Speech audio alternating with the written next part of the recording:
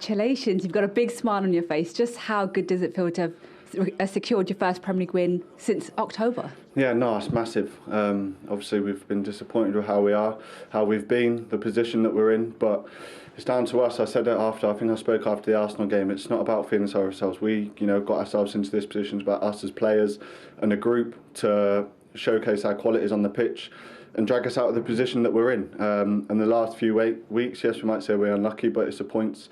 We look at the points and we haven't picked up any points. So today was really important about putting in a good performance, especially at home. Get the fans.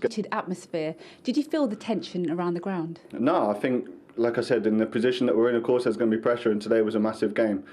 Atmosphere. Did you feel the tension around the ground? No, I think, like I said, in the position that we're in, of course, there's going to be pressure, and today was a massive game. We knew what was at stake. We knew what 3 points would do for us, and now it's about building on what we've done today.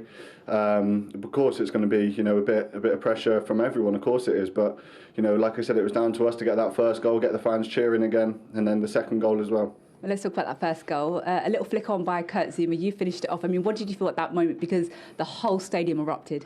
No, yeah, just kind of gambled on a touch, and the touch came and the ball fell to me, and it couldn't have been any easier to go into the back of the net. So obviously delighted that it fell at my feet to put away. So yeah, always nice. And a sweet celebration too. Just explain it to everyone. No, I think we broke the news last night about. It's a bit hard, but no, massive. Since we found out, it's been hard not to. You obviously keep it away from everyone. It's a bit hard, but no, massive. Since we found out, it's been hard not to. You obviously keep it away from everyone, but to release it last night and then to score on the day after was really. He was explaining to me that he didn't really watch much of Love Island season 4. He's watched all the other seasons, so he doesn't really know much about Danny Dyer. But as for the relegation question that I asked Kenny there, what's your thought on that? Are West Ham going to be relegated? Oh no, I don't think West Ham will be relegated. I think there'll be worse teams than them. I think, as we said and alluded to earlier, I think David Moyes knows this course. It's not where they want it to be. They expected to be in and around that top 6, 7 again. Maybe that's way beyond them now, but I think they'll finish this season strongly. Everton are off the bottom on goal difference only because Southampton were beaten today. So Southampton still bottom, Everton joint bottom. And Evan Ferguson got amongst the goals for Brighton again today, which is great news for him.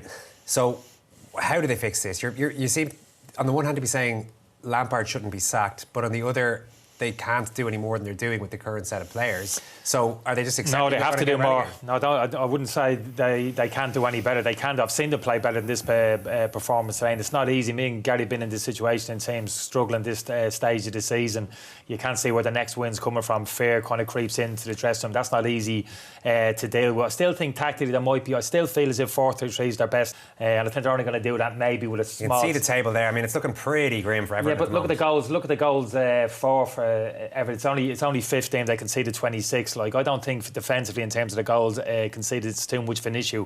But 15 goals scored. Find the solution to that individually. Calvert-Lewin, can he find a bit more? Yes, but I still think get that additional forward onto the pitch, whether it's Anthony Gordon or somebody else, might just help him. But it's not an easy fix. No, and I'm more worried after that performance today. I've been down the bottom there when you feel though you're on the cusp of something, that something's going to take off, and I wonder whether or not, and I'll be mindful in terms of listening to the sound bites about Everton players coming out and saying, yeah, we're going to do this and do that.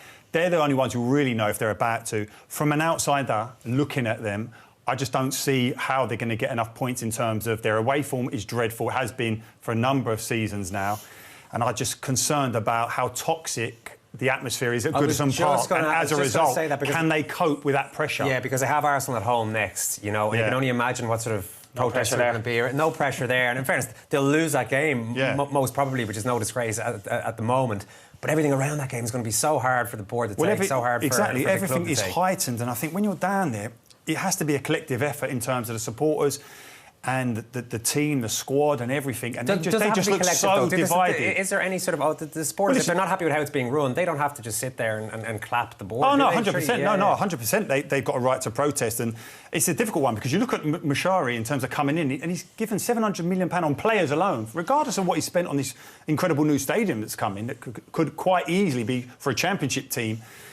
But they're looking at it and thinking it's the mismanagement and the fact that this is his 7th manager in the time he's been. The Rafa one was the big one. They really felt like they were nearly being trolled by that one. But they have to park those criticisms for me. Even like when they get inside that stadium, wherever it is, 20 minutes, half an hour before kick-off, they've got to create a positive energy inside Goodison Park between now and the end of the season. Have to park all those frustrations before the game, after the game, whatever. They're not being paid by the club. Because it's not helping the player, but it's not helping the player. You can feel that negativity. You can feel it's a weight on you. Long term, they obviously feel this is a way that the club should be helped and could be better run by other people. And you can make those feelings on, but at the appropriate time, not during the course of the game. They were mindful of that at the last home game against Southampton. They clapped the team coach coming in, and they were right behind the team, and then the protest was against the board, but it crosses over. Not inside the stadium. I know it's a difficult one, there's frustration there, but they must say that's a team now struggling, lacking in confidence a little bit, and they've literally got to pick those players up, and that Goodison Park faithful, they can do that. We've seen it up there. They can literally pick the team up. Kenny, they have to do it again. Great stuff. Thanks so much, Gary. Nice to have you in a rare foray out of your commentary bunker, as I think I've called it before. Out of comfort zone. We'll talk to you again soon. Take care.